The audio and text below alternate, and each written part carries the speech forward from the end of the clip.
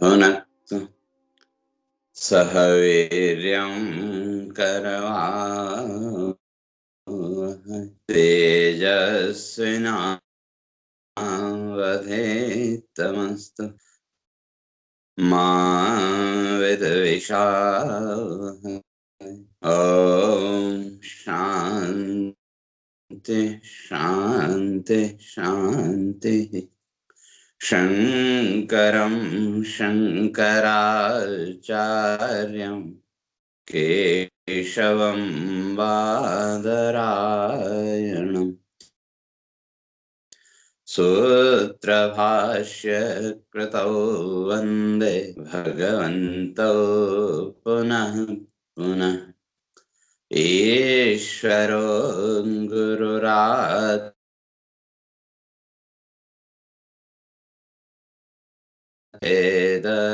विभागिने व्योमवद्व्याप्तदेहाय दक्षिणामूर्तये नमः। ॐ शान्ति शान्ति शान्तिः।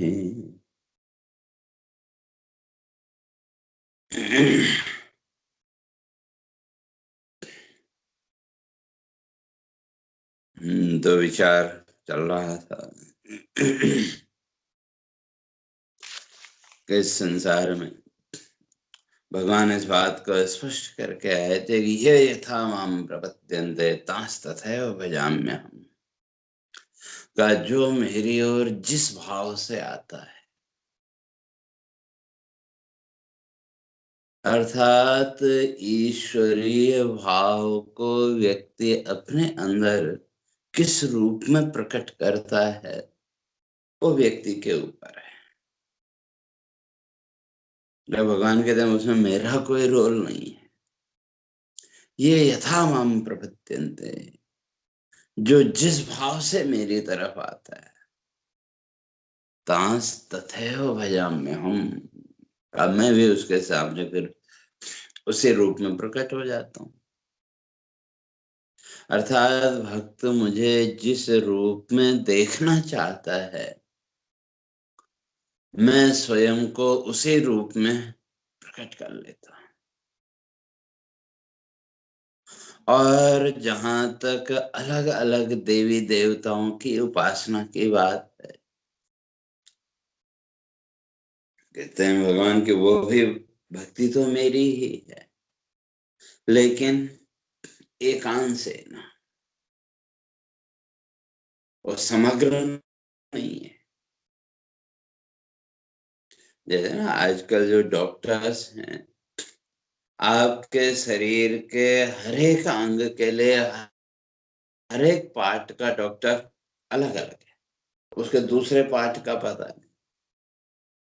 तो इसी तरह से ये भी अन्य देवता भक्त, दूसरे देवताओं के जो भक्त हैं, भगवान कहते हैं वो भी उपासना तो मेरी कर रहे हैं, लेकिन वो उपासना एकांगी है, वो समग्र नहीं है।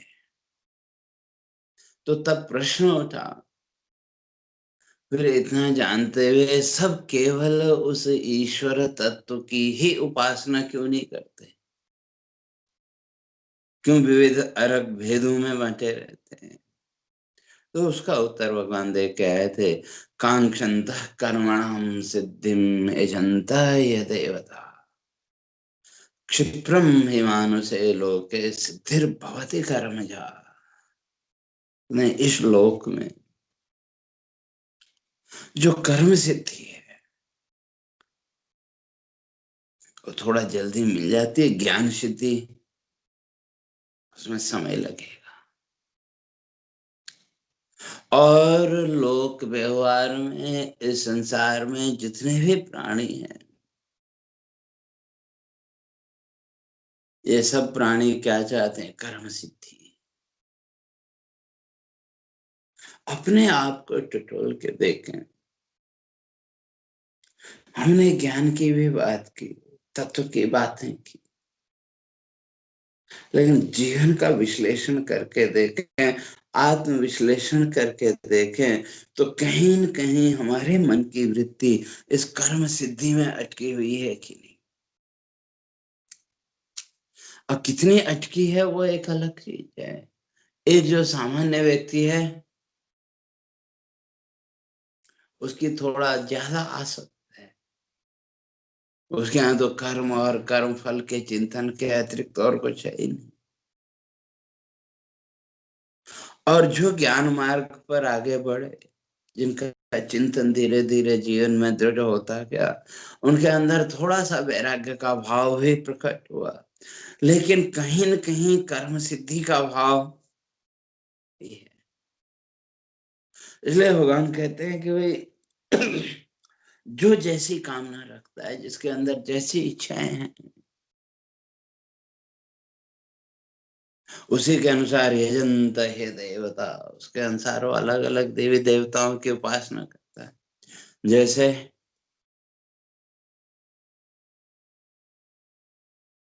यहाँ भारत में कल लोगों ने लक्ष्मी पूजा की, और जहाँ एक दिन का फर्क है वहां अब आज लोग पूजा करेंगे। तो इस तरह से अलग अलग तिथि पर्व आदि पर या अलग अलग इच्छाओं को लेकर के अलग अलग देवी देवताओं की पूजा अर्चना संसार में लोग कर रहे हैं। तो यजंत ये देवता, तो यहाँ उनकी उपासना अलग अलग देवी देवताओं की जो भक्ति, तो उसके पीछे कारण कर्मणाम सिद्धि। लोग कर्म सिद्धि चाहते, कर्म किया तो उस कर्म का फल मुझे मिले। और वो कर्म सिद्धि क्षिप्रम हिमानु से लोग इस मनुष्य लोक में मिल भी जाती है। अति घोर तपस्या कोई करेगा तो ये मिल जाएगी। नहीं तो जहां तक कर्म सिद्धि की बात है, कर्म फल की बात है, त्रिभि मास है, त्रिभि पक्ष है, त्रिभि नहीं, 3 दिन के अंदर, 3 महीने में, 3 पक्ष में, 3 वर्ष में। लेकिन जो ज्ञान सिद्धि है, ज्ञान का जो मार्ग है वो लंबा है, और उसके लिए तो भगवान को कहना पड़ा, अनेक जन्म संसिद्ध तथो याति पराम गतिम। उसके लिए तो साधना लंबी करनी पड़ेगी, ज्ञान की सिद्धि का प्रक्रिया लंबी है।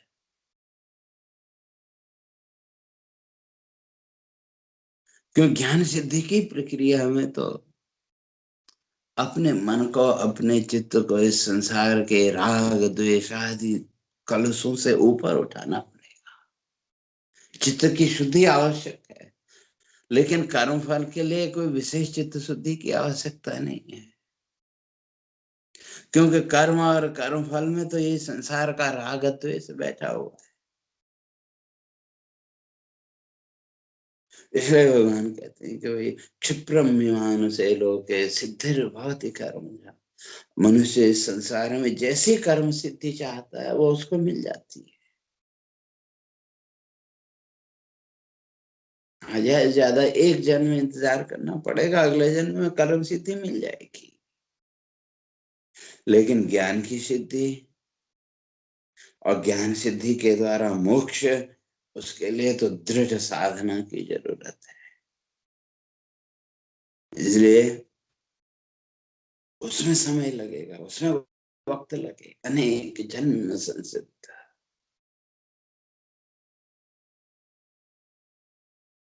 और जहां तक ज्ञान की बात है, तो वो जो ज्ञान सिद्धि, तो उसके लिए शास्त्रकार कहते हैं, ज्ञानम उत्पद्यते पुंसाम क्षयात पापस्य कर्मण।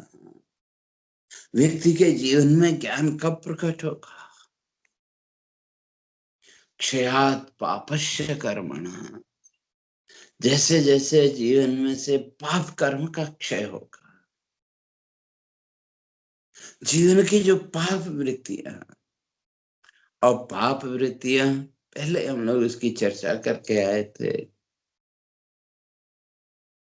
इस भौतिक जगत की आसक्ति, इस संसार की आसक्ति का भाव व्यक्ति के अंदर कहीं न कहीं उस पाप वृत्ति को जन्म देता है।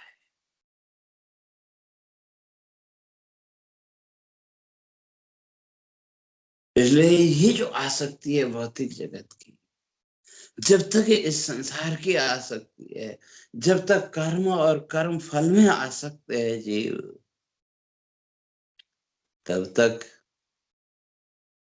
आत्मज्ञान की ओर नहीं बढ़ सकता। ये तब तक वो आत्मज्ञान की सिद्धि, तत्व ज्ञान की सिद्धि नहीं हो सकती।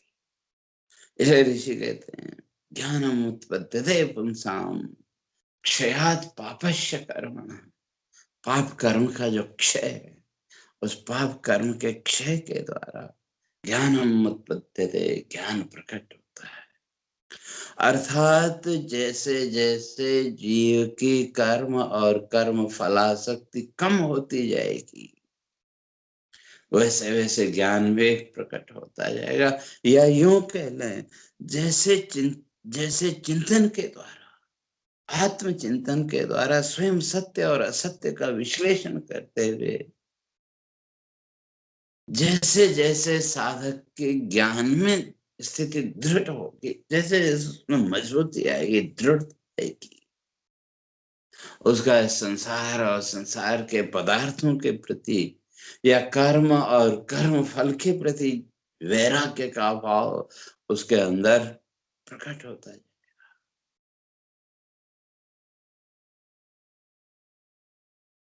अब ये जो साधना की प्रक्रिया है, भाई कौन कैसे साधना करेगा,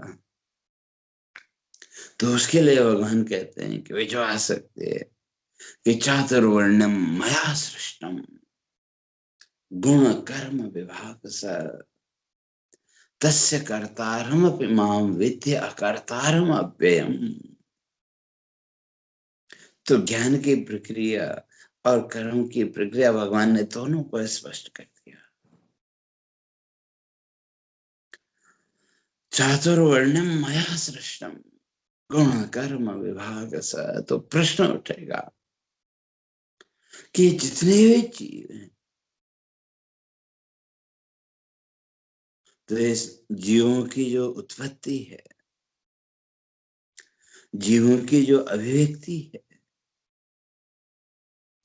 फिर इसमें ये भेद क्यों?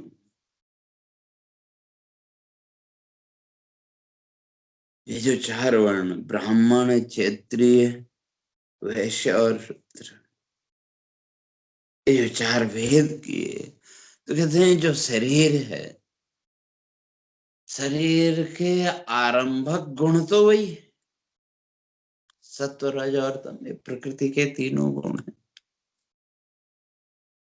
फिर ये भेद क्यों?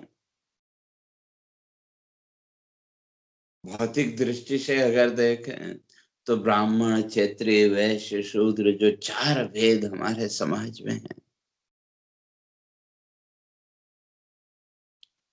देह दृष्टि से तो सब एक जैसे ही हैं।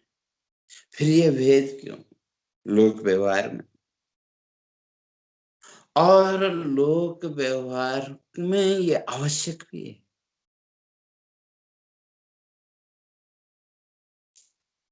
जैसे किसी ऑफिस में आप गए, तो उस ऑफिस की व्यवस्था को बनाए रखने के लिए वहां भी कर्मचारियों के भेद हैं कि नहीं? अलग अलग भेद। और वहां जाति वर्ण से मतलब नहीं है, वहां जो योग्यता है उस योग्यता के अनुसार जिसको जहां जॉब मिला। लेकिन वहां भी अगर व्यक्ति उसी जाति के अहंकार में बंधा रहे, तो वहां भी वो शांति से सुख से नहीं कार्य कर पाएगा। तो इसीलिए इस समाज के जीवन की जो व्यवस्था है, उस व्यवस्था को बनाए रखने के लिए भगवान कहते हैं चातुर्वर्णम मया सृष्टम, मैंने इन चार वर्णों की रचना की। मनुष्य के ये चार भेद किए, और किस आधार पर? तो गुण कर्म विभाग सह, गुण और कर्म के आधार पर, गुण कर्म की व्यवस्था के आधार पर, और उस गुण कर्म की व्यवस्था के आधार पर ही पवित्रता और अपवित्रता का भाव भी है। और वो जातिगत या जन्मगत नहीं। इसलिए सबसे निचले पायदान पे जो है शूद्र जिसको कहा, उसके लिए भी एक व्यवस्था बनाई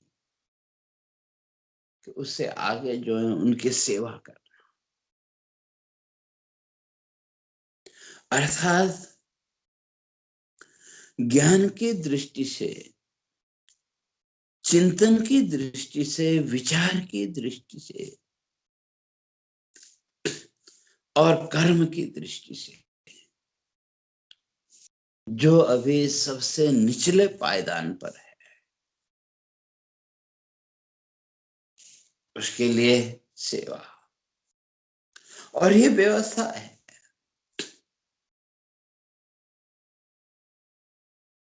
ये हर समाज में ये व्यवस्था है। केवल जो उच्च कुलीन वर्ग है वही व्यवस्था है ऐसा नहीं, सबके उसमें ये व्यवस्था है। ज्ञान की दृष्टि से, चिंतन की दृष्टि से, विचार की दृष्टि से जो अभी सबसे निचली पायदान पर है, अगर उसको आगे बढ़ना है तो उसको सेवा तो उसका प्रथम कर्तव्य है। लोक व्यवहार में भी, केवल आध्यात्मिक की बात नहीं, लोक व्यवहार में भी वही व्यवस्था है।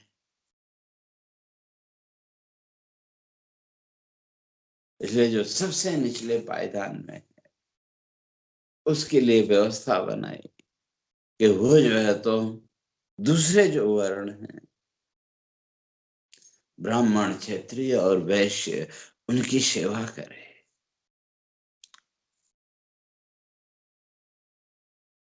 और क्यों?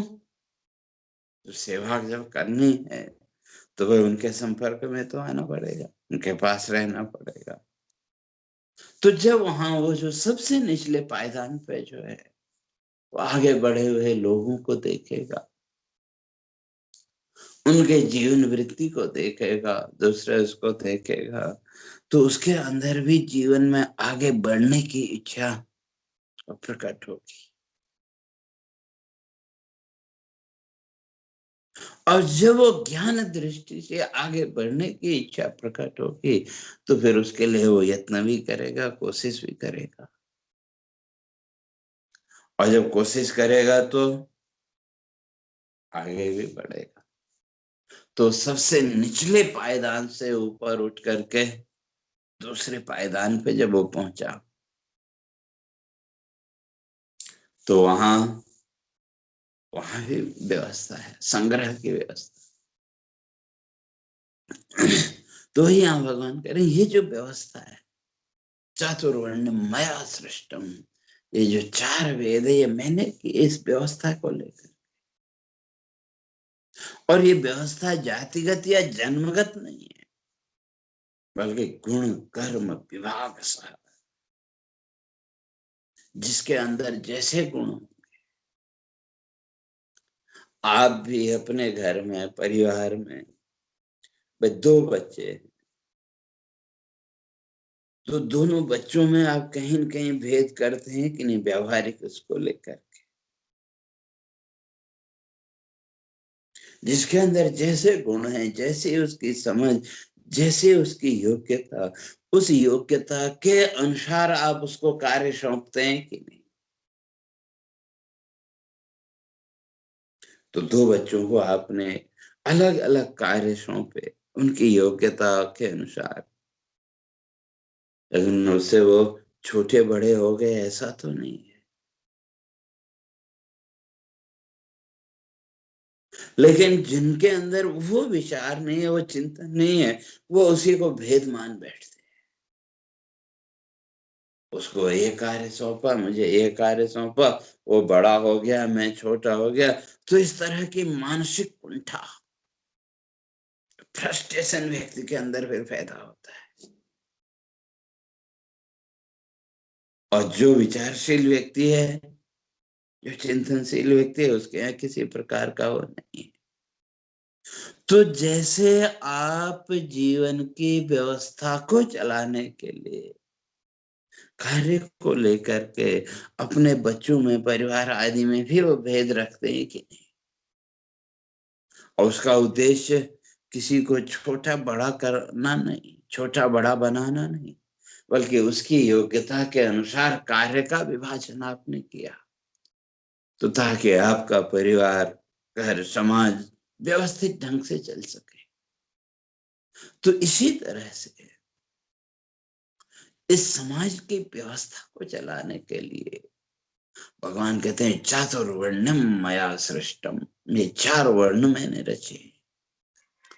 इसलिए जो ज्ञान की दृष्टि से सबसे निचले पायदान पर है, उसके लिए सेवा धर्म, उसका जो कर्तव्य है वो कहा कि तुम सेवा करो। और सेवा करते करते जब वो दूसरे सीढ़ी पर पहुंच गया, तो दूसरी सीढ़ी पर वैश्य, वैश्य का अर्थ संग्रह। क्यों? जब उस ज्ञान की जिज्ञासा पैदा होगी, जब उस तत्व को जानने की जिज्ञासा पैदा होगी, तो स्वाभाविक रूप से व्यक्ति के अंदर वो संग्रह वृत्ति आएगी। मैं ये भी जान लूं, मैं ये भी जान लूं। उसके अंदर उत्साह बढ़ेगा, धृति उत्साह समन्विता। तो वो जो साधक है उस उत्साह से युक्त हो, तो अब उसके अंदर जिज्ञासा है जानने की। वो जो ज्ञान मार्ग है, उस ज्ञान मार्ग में कौन सा सिद्धांत, कौन सा मत मतांतर, कौन क्या कहते हैं, और जीवन का यथार्थ क्या है, उसको जानने की जिज्ञासा जब आएगी, तो उसके अंदर संग्रह वृत्ति आएगी। भौतिक वस्तुओं का संग्रह नहीं, बल्कि ज्ञान का संग्रह।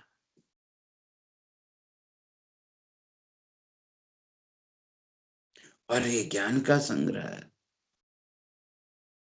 एक बात ध्यान रखना, कहीं आपको अहंकारी ना बना दे, इसका ध्यान रखना पड़ेगा। क्यों? जहां अहंकार आया, फिर वही संसार गति, फिर वही कर्म बंधन में बंध जाएगा। इसलिए शास्त्रकारों ने कहा अहंता ममता नासे सर्वथा निरंकृता, स्वरूपस्थो यदा जीव कृतार्थो स निगत्यते। तो जीवन का जो पथ है वो तो ये स्वरूपस्थ, अपने स्वरूप में स्थित हो, लेकिन उससे पहले उसको जानना भी पड़ेगा। और जानने के लिए संग्रह वृत्ति, भिन्न भिन्न विचारक उस तत्व के बारे में क्या विचार रखते हैं, वो जानने की जिज्ञासा। तो अब तो धीरे धीरे क्या होगा? तो जब वो संग्रह की प्रवृत्ति व्यक्ति के अंदर आएगी, ज्ञान के संग्रह की प्रवृत्ति, तो भौतिकवाद से तो उसका वैराग्य हो ही गया। कहीं न कहीं वो वैराग्य का भाव भी उसके साथ उसका दृढ़ होता जाए। और जब संग्रह भी कर लिया, तो अब आई तीसरी सीढ़ी, उसकी रक्षा करना। और जब रक्षा का भाव जीवन में आया, तो वो है क्षत्रिय है। तो जीवन में जो ज्ञान संग्रह आपने किया, उसकी रक्षा, जो कुछ आपने समझा, उसकी रक्षा करना, जैसे धन, वह धन आप कमाते हैं तो उसकी रक्षा भी करते हैं, तो इसी तरह से जो ज्ञान रूपी धन है इसकी भी रक्षा, और इस ज्ञान रूपी धन के द्वारा ज्ञान की भी रक्षा और स्वयं की भी रक्षा। लेकिन इकट्ठा करने और रक्षा करने से काम नहीं चलेगा, उसका समय के अनुसार उसका उपयोग भी करना पड़ेगा। और उसका उपयोग करने के लिए ब्राह्मणत्व है।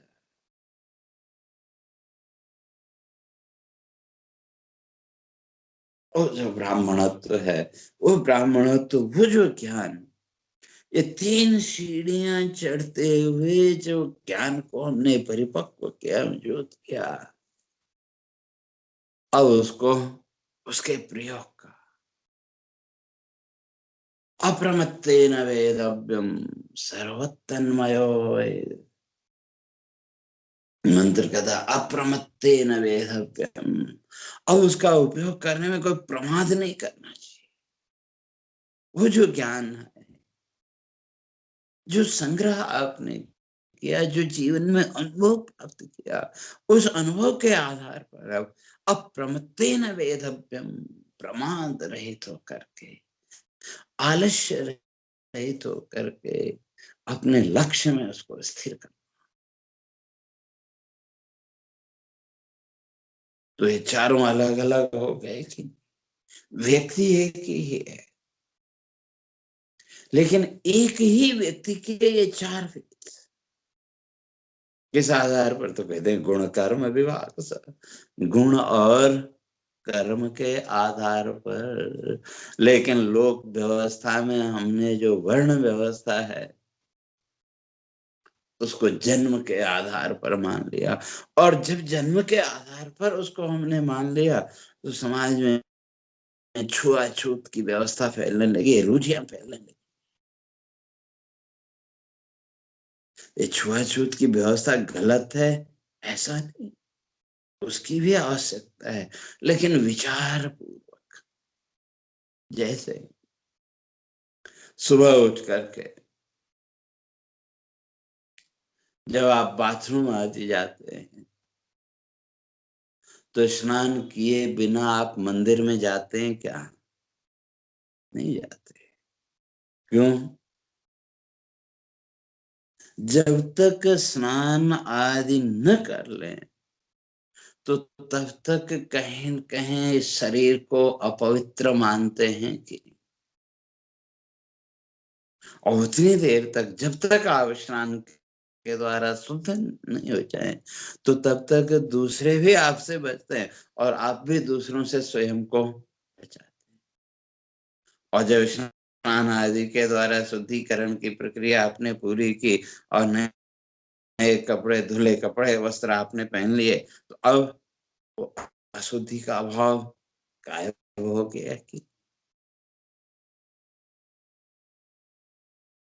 तो इसी तरह से ये जो समाज की व्यवस्था, जो छुआछूत या जो भेद दृष्टि रखी थी, ये केवल गुण कर्म विभाग था। जिस समय जो व्यक्ति जिस प्रकार का कर्म कर रहा है, या व्यक्ति के अंदर जिस प्रकार के गुणों का सामंजस्य है, उसके अनुसार ये वर्ण व्यवस्था का। तो इसलिए, लेकिन लोगों ने तो इसको जन्म के साथ जोड़ दिया, और उसका परिणाम ये हुआ, फिर धीरे धीरे समाज में विकृतियां आने लगी। हमारा समाज, हमारा जो जीवन एकजुट रहना चाहिए था, वो आपस में टूट के बिखरने लगा। मैं तो उससे पवित्र हूँ, वो अपवित्र है, तरह तरह की वो आप सब लोग जानते हैं। इसलिए भगवान कहते हैं कि ये जो वर्ण व्यवस्था है, ये जो समाज की व्यवस्था है, समाज व्यवस्था को बनाने के लिए इन 4 भेदों की आवश्यकता है, इन 4 वर्णों की आवश्यकता है। लेकिन इन 4 वर्णों के अलग अलग होने पर भी जो व्यवस्था है उसमें कोई विकृति नहीं। हर एक का अपने अपनी जगह एक रोल है। आप मकान बनाते हैं, उस मकान के लिए जो ईंटों का आप प्रयोग करते हैं, ईंट तो उसी मिट्टी की बनेगी, लेकिन उसमें भी भेद है कि नहीं? आपको जो बुनियाद में जो ईंटें डालनी हो, तो वहां कुछ और तरह की डालते हैं उसके ऊपर। तो इसलिए वो बड़ी हो गई, ऐसा नहीं। हर एक का अपना अपना रोल है। तो इसी तरह से ये जो चारों वर्ण हैं, तो इनका भी समाज में अपना अपना रोल है। इसलिए ये जो व्यवस्था है, वो मैंने गुण कर्म विभाग से, मैंने गुण और कर्म के आधार पर इसकी व्यवस्था की। और तस्य कर्तारम अभिमाम विद्या कर्तारम अप्ययम। ये गुण कर्म की व्यवस्था को बनाने वाला कौन? कहते हैं माम विद्धि, मुझे जानो, मैं करने वाला हूं। लेकिन अकर्तारम अव्ययम, मैं सब कुछ करने पर भी कुछ नहीं करता, अर्थात इन सब से मैं परे हूं। तो कैसे? तो इस बात की चर्चा क्रमशः आगे करेंगे। हरि ओम। पूर्णमदः पूर्णमिदं पूर्णात् पूर्णमुदच्यते पूर्णस्य पूर्णमादाय पूर्णमेवावशिष्यते। ॐ शान्ति शान्ति शान्तिः। शङ्करं शङ्कराचार्यं केशवं बादरायणं सूत्रभाष्य कृतौ वन्दे भगवन्तौ पुनः पुनः। ईश्वरो गुरुरात्मेति मूर्तिभेदविभागिने व्योमवद्व्याप्तदेहाय दक्षिणामूर्तये नमः। ॐ शान्ति शान्ति शान्तिः।